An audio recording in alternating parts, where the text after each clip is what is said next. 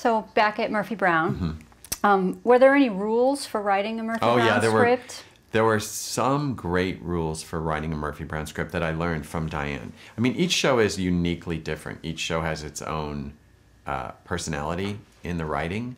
One of Diane's trademarks on Murphy Brown was the idea that everybody talked in speeches.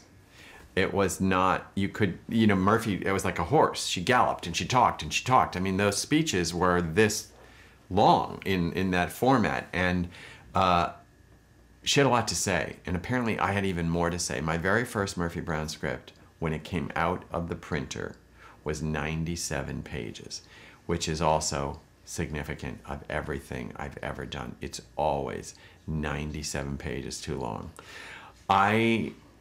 Literally, when I wrote the first Sex and the City movie, I wanted it to span a year, and it came out 360 pages.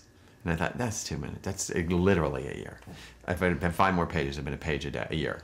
But so Diane was encouraged writing to be long. If a script was under 55 pages when you handed it in, she felt you hadn't done the work. You hadn't dug, you hadn't figured out the characters. So there were these great speeches and also this unique approach to writing, which was you could never just ask a straight line. You couldn't say a question. You couldn't just say, "What do you mean, Murphy?"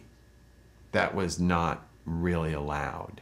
So you would have to find a character way to say, "What do you mean?" Like, for example, Miles would say something like, I think my eardrums are still blown out from Orrin Hatch's speech at the UN because I don't quite understand exactly what you're saying to me. You couldn't just ask, "What do you mean?" There had to be some sort of a bigger thought in a question. And what I learned from that was, see if there's a way to say the obvious without just saying it. Can you add a comedy thought in a straight question? Can you find a way to ask a question without just asking a question? And then after Murphy Brown, you start to obliterate all those rules and you start to think, well, sometimes you just say, "What do you mean?" But when you're in that dynasty, you really play that dynasty. And she was so, I was on this thing I didn't know I was on, which was I had an option. After, I think 6 weeks, they had an option to pick me up. I don't think anyone told me that because I thought I was there.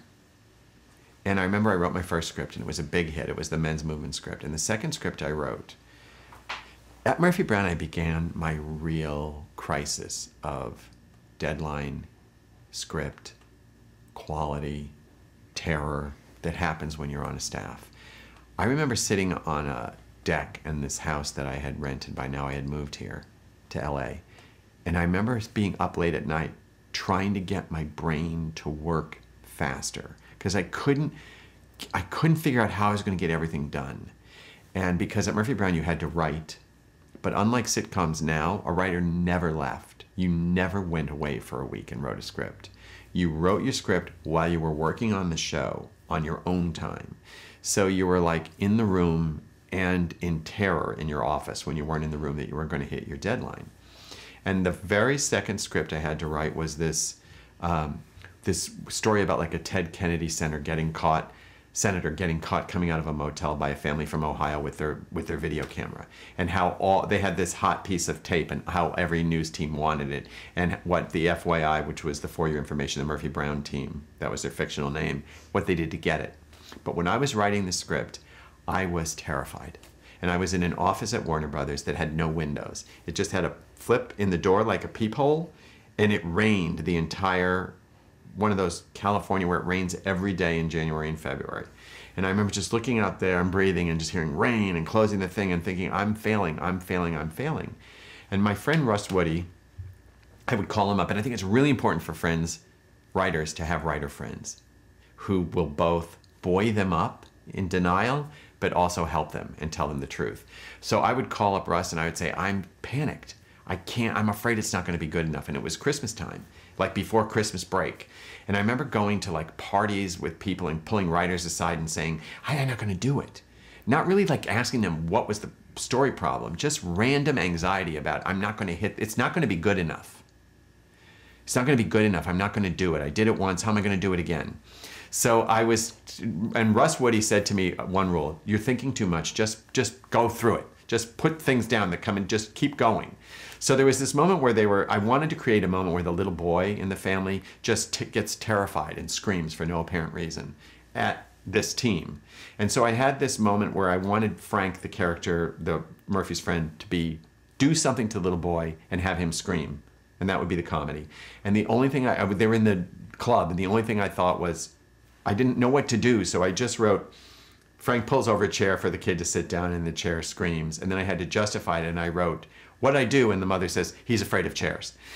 And I just kept going, and it stayed in the script. And when I handed him the script, Diane English came up to my windowless room, sat across from me, told me my option was picked up, didn't know I had an option, and said to me, he's afraid of chairs, was the thing that picked your option up. The outrageous spontaneity of that, she would have never thought of it, she said. And it was an interesting lesson because I don't write like that all the time where you just get through it, because I'm very like polish the stone as you go. But that was a big lesson, just go, say what's in you. And it came out, and it's the thing that got me supposedly picked up, but I didn't know. Can you describe the comedy on Murphy Brown? Murphy Brown's comedy was almost stylized, almost rat-a-tat-tat, almost Pat and Mike, almost like 30s comedy, screwball, kind of talk. Women talked really fast, and they said lots of things, and then they got a cream pie. That's what it was like. And then laced into that was this sort of fictional reality of what's really happening in politics. So it would be like, if you were writing ER, you would say things like, oh, give me the rib splitter. So I had to say things like, oh, Orrin Hatch said this. You know what I mean? Like, you have to add these variables that make it, not my passion is not politics, certainly. My passion was character and rat-a-tat-tat-tat. Really developed characters, very fast, very verbal, I think would be the style, and intelligent. I had a Jackson Pollock. At one point I wrote a script about Thanksgiving, and they were going to do a shelter where they're going to cook Thanksgiving for the homeless. And Miles goes to pick up the turkeys, but they're all alive because they're free range, meaning they had to be killed. And he had a joke when he comes in that the back of my BMW upholstery looks like a Jackson Pollock painting. And Diane said to me, 2%er, but we're keeping it. Meaning 2% of people that hear that joke will get it, but it's worth it for those 2% because it makes us smart. It's a 2%er. So it was smart, fast, shiny, rat-tat-tat, like a candy apple, fast like that. And can you talk about working with Candice Bergen, and was she involved at all in the writing process? Candice Bergen was never, Diane never involved the actors in the writing process. As a matter of fact, Diane gave us instructions not to involve the actors in the writing process. She taught me a rule, like no matter how excited you are, never talk to an actor on a series about a show you're working on, coming up, an idea. Because if it doesn't make it, they never let go of that idea. No matter how much you want to like open the present before Christmas by saying to Candice, I'm doing a show where the turkeys come and they're live. Diane was very, very church and state writing room actors. Very like separate. So Candice was not involved in the writing, but she was certainly the muse for it all. And she was amazing to work with.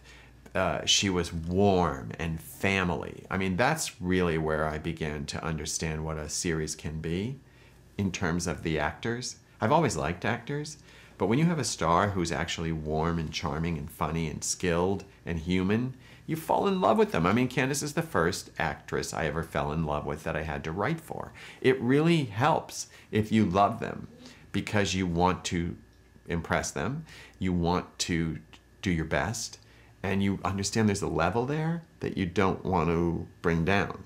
So you bring your writing up. She was charming, funny, loved writers, loved a good laugh, very responsive. You know, she was Murphy Brown. All the actors were great. That's the first time I ever saw a set where it was like I had two completely different experiences. Good Sports was very dysfunctional in every aspect, including the actors.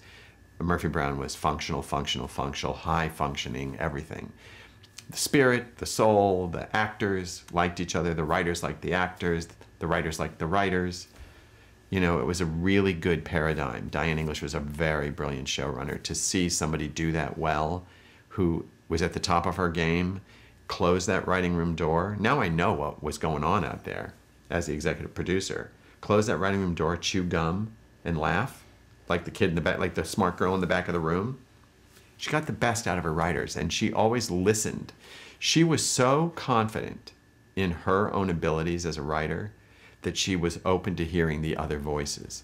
And I've had many experiences in rooms where the least confident the writing person in charge, the harder it is to be in that room because they can only hear their own voice.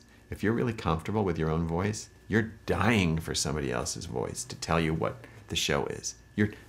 Even today when I'm in a writing room, and now I'm putting together a new writing room, I'm looking for interesting, different voices, different than myself. I know what I can do. What can you do that can add to it to make it all better? It's very important I learned from Diane. Let's move on to talk about Sybil. Mm-hmm. So, well, before we can talk about Sybil, we have yes. to talk about a significant thing that happened in my career. On the second year of Murphy Brown, I decided I didn't want to do it anymore. I didn't want to do what everybody does, or what everybody did at that point, which is stay on a show for 10 years and work your way up. I just felt like I don't understand this. I don't get it. I'm going to write quirky jokes for 7 years. I don't understand how I can do this. And by the way, I'm not 20. I'm not like a story editor 20-year-old who's going to be like, at 30, I'm in charge. I thought, I don't want to do this show again. And so at the end of the second year of Murphy Brown, I decided to move on. So I took a development deal, and I was hired to do a show called Good Advice. Now, these are 2 shows with the words good in that have not been good experiences.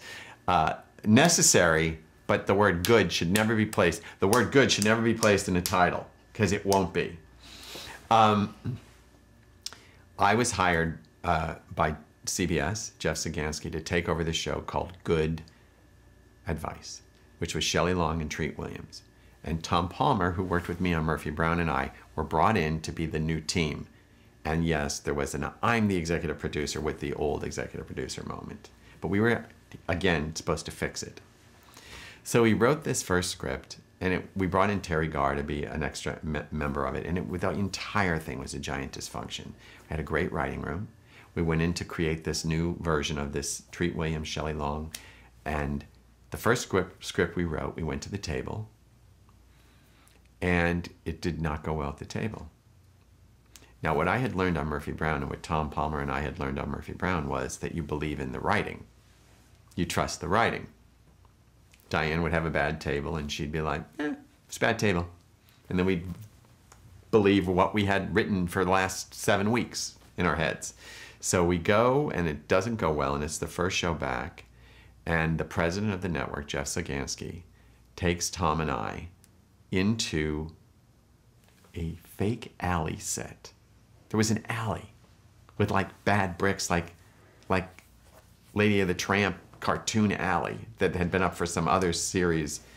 And he has the script like this, and he's twisting it. And he says, I got to tell you guys, I think it's a wash. But before he said that, I said, I think it's just a bad table, and I know it didn't work, and we can fix it. And he goes, I got to tell you guys, I think it's a wash. And I said, I got to tell you, Jeff, I think you're wrong. And Tom said he could hear the shit bubbles in Jeff Sagansky's pants when I said that. But I thought I was dealing with an equal. Like, I'm an equal, you're an equal, we both want the same thing. And he goes, well, you better be right, or I'll go right back to CBS and bury the show. And he went right back to CBS and buried the show, whether we were right or not. And that was a significant moment, because that was the beginning of me realizing, oh, now you're out. You've been deemed bad, and now you've screwed up your network. You're done. You're done. You're on your own. So we did the show. But that was the first time I realized that once something happens, it doesn't matter how good you are, that thread is already in play. You're done. You're done. So we killed ourselves. It was bad. Things happened. It was a forced hiatus. It was terrible. We made the show better, but it didn't matter because we were out. And when they actually put the show on in the summer, like I think at like 10:30, there was actually a headline that said CBS execs shocked that Good, whatever it was, Good whatever did well, but then of course they didn't want to participate anymore and they were done. So then I went into a development deal, and I got a development deal at 20th Century Fox. And in order to get to the Sybil story, I have to tell you, I did a show. I did a pilot, of course. It was great. It didn't go. Then I did a show, another pilot called Temporarily Yours. And they didn't think it was going to go. I stuck to my guns. It tested really well. They didn't like it. It tested really well. I got a call from Ari, who is now my agent again. And he said to me, are you sitting down? He's calling me from New York. He says, the show is going, you're fired. I was like, why do they say? They don't think you're a showrunner. They've put this decree. They don't think you're a showrunner. I was like, that's a way of saying I don't like you. Just say I don't like you. Don't put the decree you're not a showrunner into the world. That's bad. Now I have to prove I'm a showrunner, prove I'm a showrunner. So what happened was I got offered immediately by the same network, which is crazy, to be the new showrunner on Sybil. But like in a year, like I was going to go in and the half of the next year take over as a showrunner. So I went into Sybil in a damaged state. And what happened on Sybil was I had a lot of ideas, and they were not the type of show that took in a lot of ideas really well. And there was a huge coup. It was like a classic. There were 15 writers, 3 rooms of 5. I mean, it was literally 3 kingdoms. And I was like, this isn't happening. And then there was a massive split in the writing staff, and there was a war. And then Carsey Warner's was like this. And I like Sybil, by the way. She had no notes on my script, which made the war happen quicker. And and then what happened was there was a fight. I was put in charge, and I thought I was in charge because I was the showrunner now, and we were doing these 2 episodes that were spanning a arc, and my parents were out from Pennsylvania, and somebody brought me the trades that said I'd been fired, and I'm still working there. No one called me. It said that I was not the showrunner of Sybil, and I was the showrunner of Sybil. And my mother and father were there, and I had put them in the scene as extras behind her, and my mother said, I'm not going to tell anyone we're in the show until we make sure we're not cut out. I said, well, I've just been fired. You're the last people getting cut out. I'm in charge. That will be what I go down with. Don't cut those old people. But my agent said to me, do not quit. I was like, but I'm fired. He goes, do not quit. So here I'm in a situation where they're calling me up and they're saying, the Carsey Warner people are calling me up and saying, how do you feel about us today? And I said, well, I'm confused. Why? Because I was the showrunner. She said, for a week. I said, you don't make somebody the showrunner for a week at my level. It's not like I'm a substitute teacher. So she said, well, we just think we have to clean house. And I was like, okay. So they kept putting me in the room with this guy who was the new showrunner, and he kept saying, what are we going to do? I said, I don't know. What are we going to do? And he kept saying, because I'm the showrunner. And I kept saying, because I'm the showrunner. And he kept saying, no, I'm the showrunner. And I kept saying, it's funny because I'm the showrunner. And what are we going to do? How are we going to make this work? Because Sybil likes me. And if you're the showrunner, how's she going to not walk past you? And it's this kind of, it was Macbeth, basically. And he said to me as he started the meeting, I don't want your blood on my hands. All right, but I'm the showrunner. So needless to say, I was let go. And the reason my agent told me not to quit is because they had to pay me for 28 episodes. I went to Europe for the first time after that. I'd never seen Europe, but I thought, I've been fired from Sybil, a job I took only to prove something to somebody besides myself. I wanted to prove that I was a showrunner. I didn't necessarily want to do that show as much as countermand the bad thing that had been said about me. And that's where I made up another one of my rules, is just don't take anything for the money, or unless you really want to do it. It was like the universe said, boy, that was a mistake. Here's consolation money. Go look at the David and stop it. But when someone curses you, it's hard, because you get cursed in this business. Somebody suddenly puts a curse on you. And then you moved into Will and Grace. No. No. After that, Carolyn Strauss, who put me on the Comedy Channel show, called me up and said, I want you to look at this pilot we just did. Oh no, she asked me to write a one-camera script for this idea she had. So it's the first time I'd ever done non-multi-camera. She just said, I have a hunch, we're trying to make this idea work. Can you do this? So I thought, yeah, I could do this. It was a whole other thing. It was a different way of working. And I wrote this one-camera show, half hour. And she was very impressed with the fact that I made what she called the leap from multi-camera to single camera effortlessly. So I was already in her head again as somebody that could do something. And then they bought the book from Kenneth Bushnell of Sex and the City, and they hired Darren Star to create it. And then after the pilot, she called me up and she said, look at this, we want you to come on and join Darren, and my job was to make it funny. And so I saw the pilot of Sex and the City, and I was quite taken by the last moment, which is where Carrie is sort of left alone on the street. And I thought, oh, I've never seen that kind of pain in a comic thought before, when she's so good. And I thought, yeah, I'll do it. So I met with Darren, and it was just the two of us.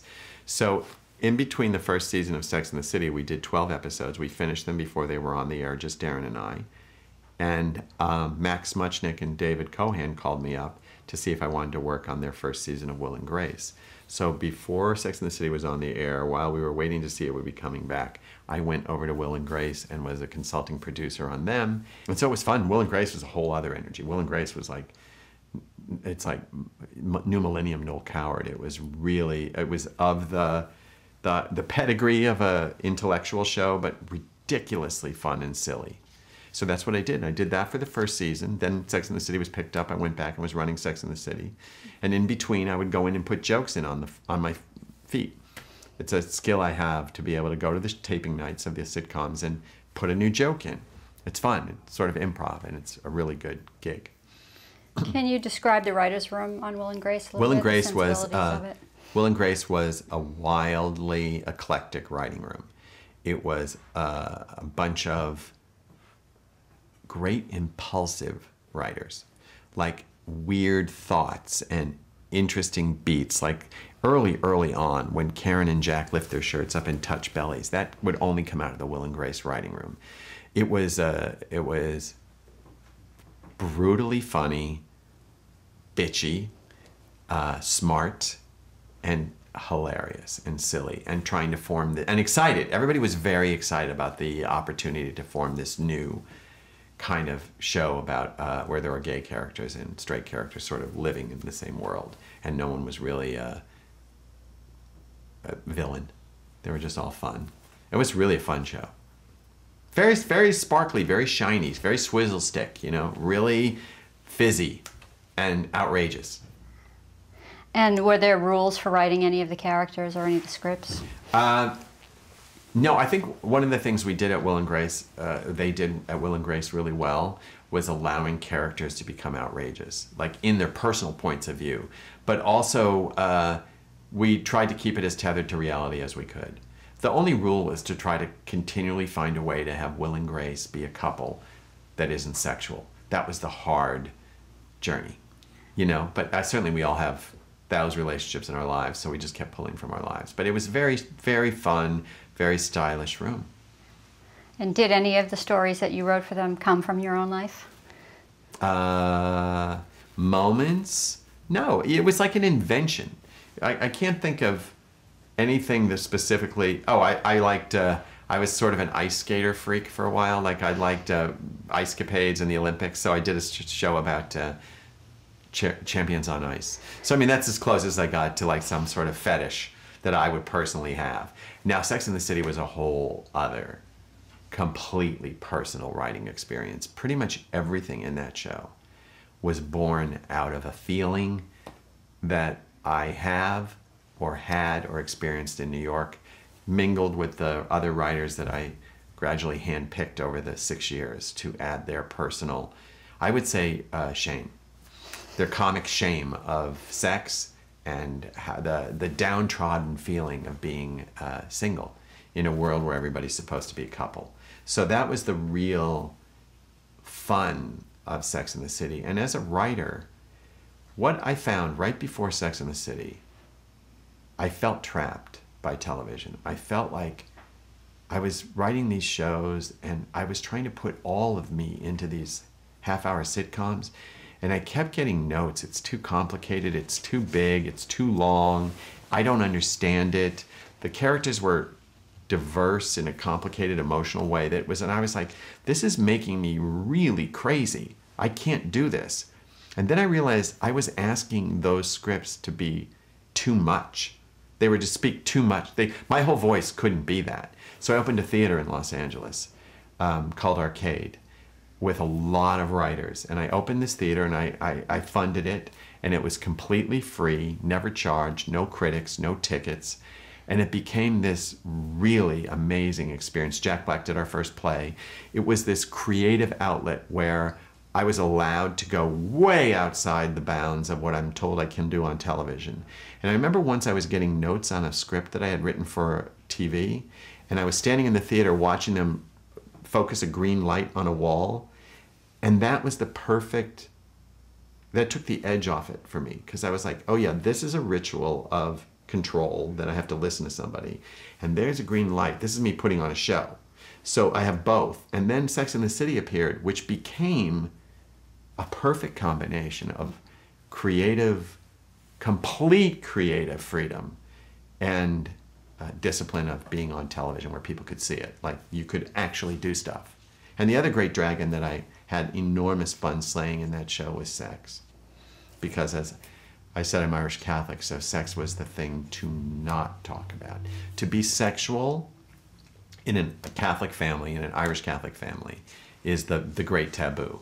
So for me, the pent up giddiness and wanting to burst that from all the years with the nuns, and to actually be doing sexual stories at a point in my life where I was completely open about who I was, and it was really great. And to be in that environment where I was learning so much. Now I'm like filming in New York, and it's totally a single camera show, and they are little movies. And to learn that much, it was a great growth spurt. And how did your role evolve over the seasons on Sex and the City? Sex and the City? Yeah. I was brought in to be co-executive producer, and on my contract it said that I was going to be executive producer the next year. I started with Darren. Darren and I did it. We built it together. Darren left in the third season to pursue other stuff, and I just kept going as the sole executive producer. And what it became was about picking, I found these amazing writers who happened to be single women at the time. And one by one, I kept bringing in more and more people into the writing room to create this dynasty. And it was always really, I think the great press bullshit thing of Sex and the City was when people would say like, oh, it's just gay men writing women. Because I was sitting in a room all day with 6 women. And I was like, this is such bullshit.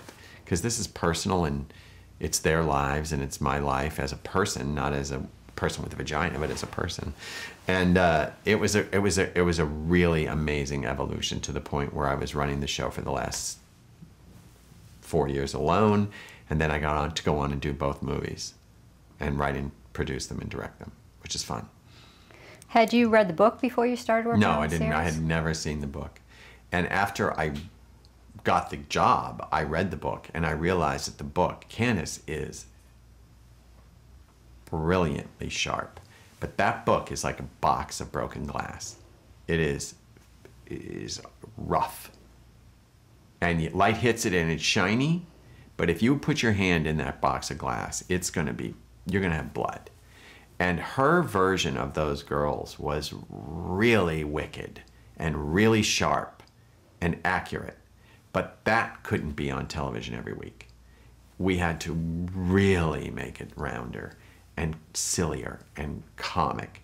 And Candace really wasn't interested in the comedy shame of sex the way I was. She was much more interested in the dynasty of sex. Like, if you sleep with him, what does that mean? So I'd be like, if you sleep with him, what are you wearing when you get locked outside the apartment? And what does that mean? You know, I mean, there was much more about making it more. And Sarah Jessica is, of course, massively important, because her heart and beating soul, her amazing being, was not the Carrie Bradshaw in the books.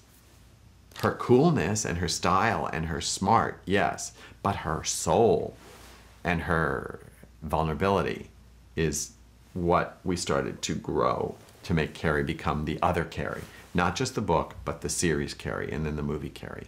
So Candace, I love. Candace said something to me that gave me so much permission to write that show. At one point she said, "Oh, please. Every woman in New York knows everything about every man's penis in New York." And I was like, that sweeping statement is so false, but so sure. It gave me permission to just kick the door open and go, "Oh, please."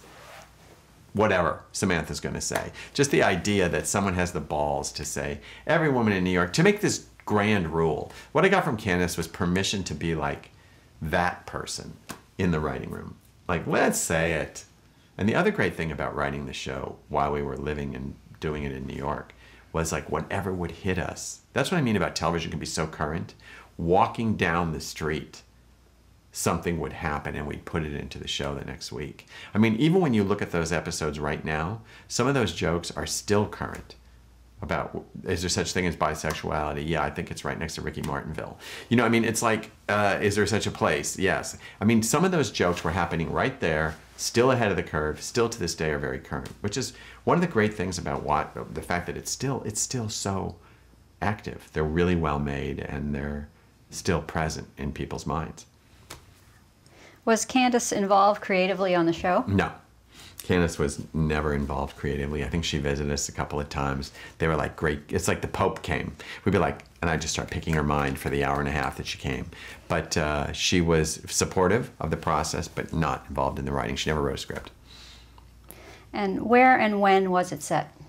Oh, Sex and the City was set in the Eternal Spring in New York City.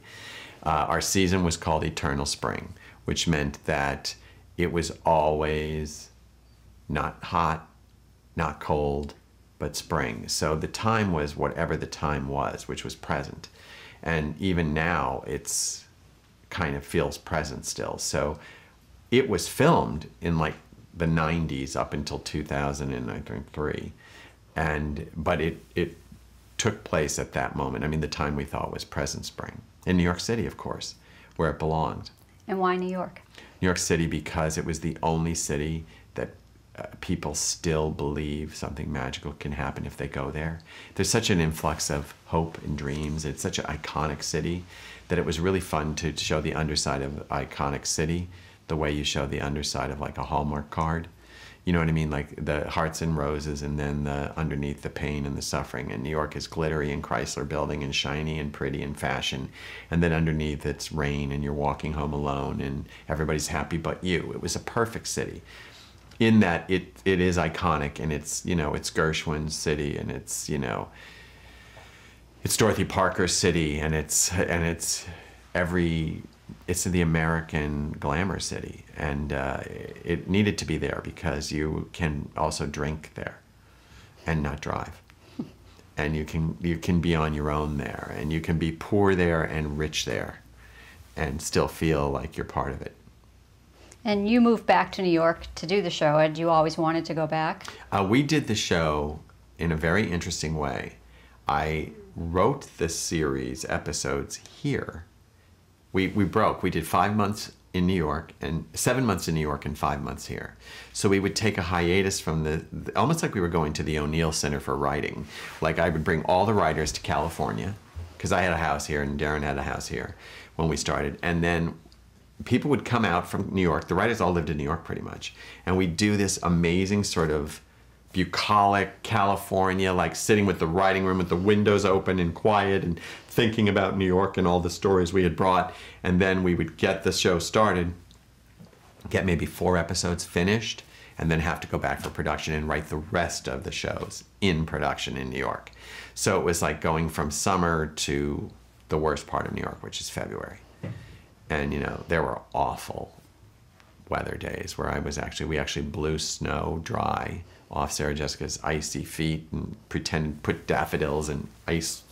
You know, it's just, we always were pretending it was spring, even though it never was. But the great experience was having both. Sort of the reflection of New York City here to write it, and then the bombardment of New York City there to finish it.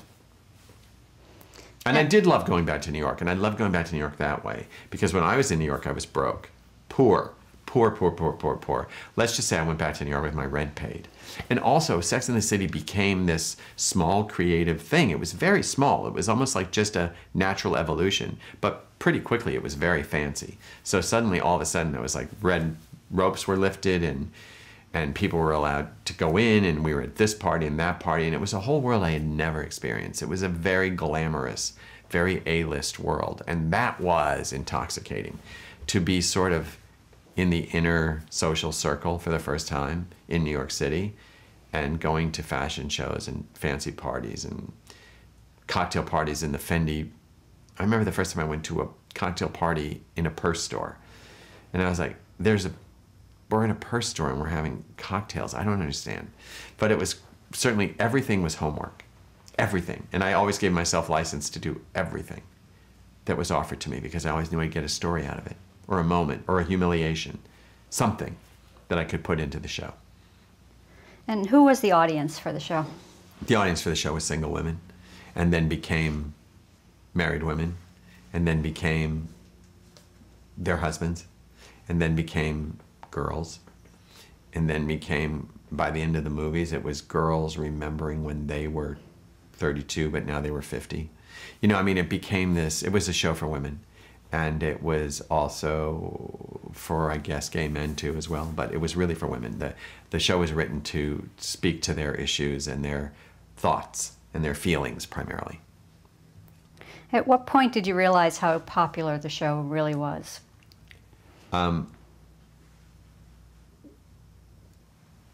We realized it was popular the very first time it was nominated for an Emmy in its first season, which is the elusive thing. You know, the Emmy was really elusive. I mean, when you worked in television, in the time I worked in television, that was it. I mean, if you got an Emmy, that meant something really special. And the very first season, I was on the phone with Darren, and they were announcing them, and it was nominated for an Emmy. And I remember we were watching E!, and the girl on the show, the host, said she's hoping for her show Sex and the City. And the two co-hosts were like, what are you talking about? That will never happen. And it was nominated. And so I thought that's when it was the beginning of the industry awareness, but then we had to work for it always. I mean, they didn't give Sarah Jessica her Best Actress Emmy to the last year. They made her work. They made us work. Cable had to work harder. Had to work. Did it mean more when you won the Emmy, because we were the first cable series to ever win one? Are we? For best comedy series. You know, the Golden Globes came first, which was insane, because that was like madness. I mean, you're in a room with Shirley MacLaine and Elizabeth Taylor, and you're on stage and you're looking at them, and they're kind of like, who are you? But the beginning of the success of Sex was important. For me, it was nice to feel validated. I have to say, you work a long time, and to suddenly, but that's also a curse too. That's what you also have to learn.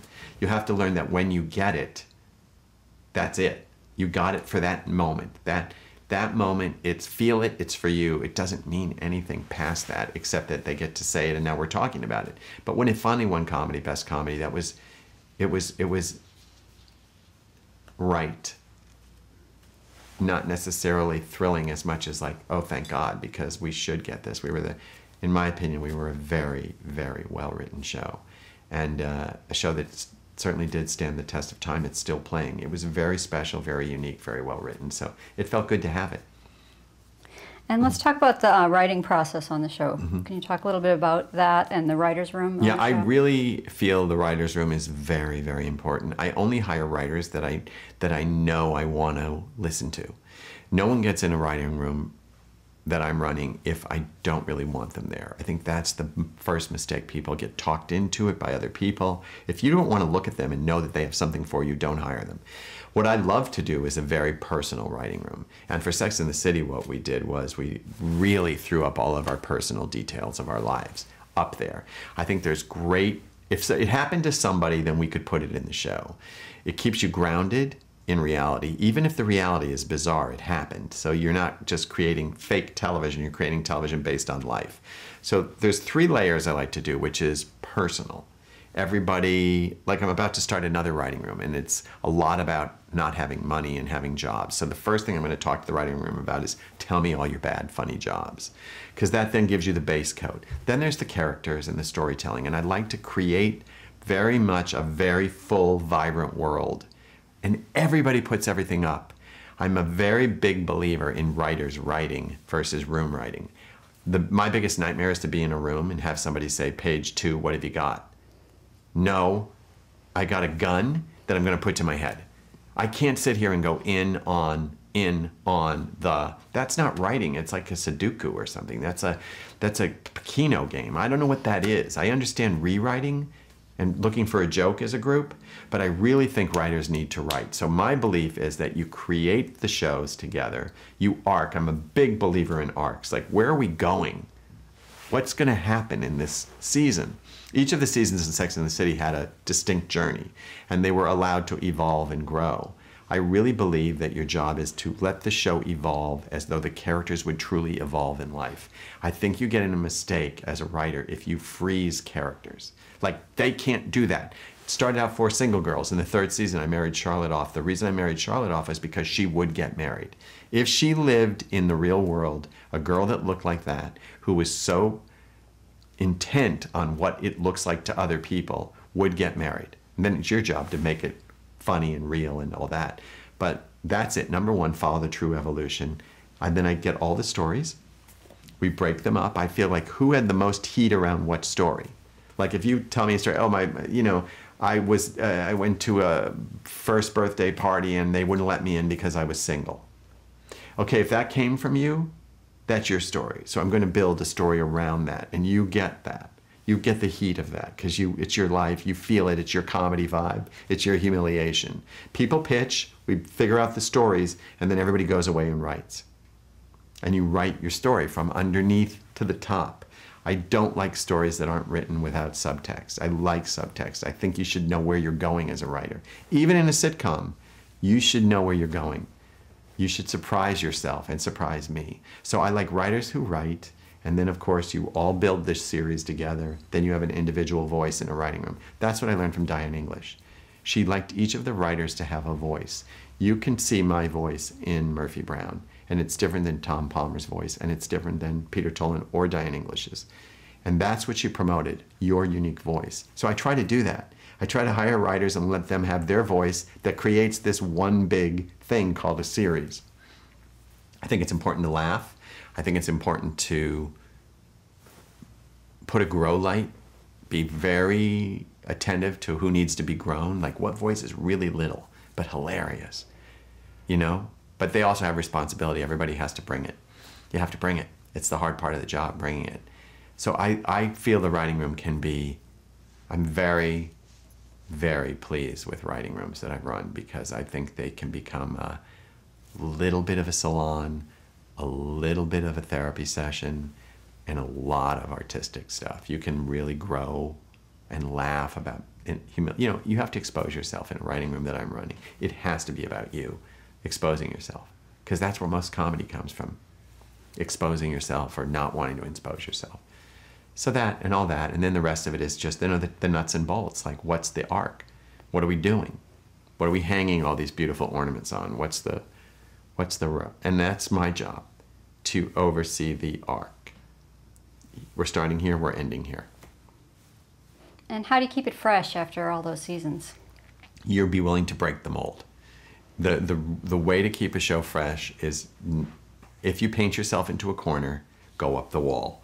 Don't just stop, just keep going. Don't be afraid to break the formula. If something isn't working, there's a reason it's not working. Watch it and believe it. Like with Sex and the City, we painted Miranda into such a brittle corner right before we introduced her love interest, Steve Brady, that it was like, if a guy didn't show up and melt her, it was going to break. There was nowhere to go. So we looked at what we had. We followed it. We go, well, this is as far as we can go. It's time to melt this. So we brought in a character that would melt it. And then the writing is, who would melt it? Why would they melt it? And then we just got a whole other part of Miranda that we would never have before.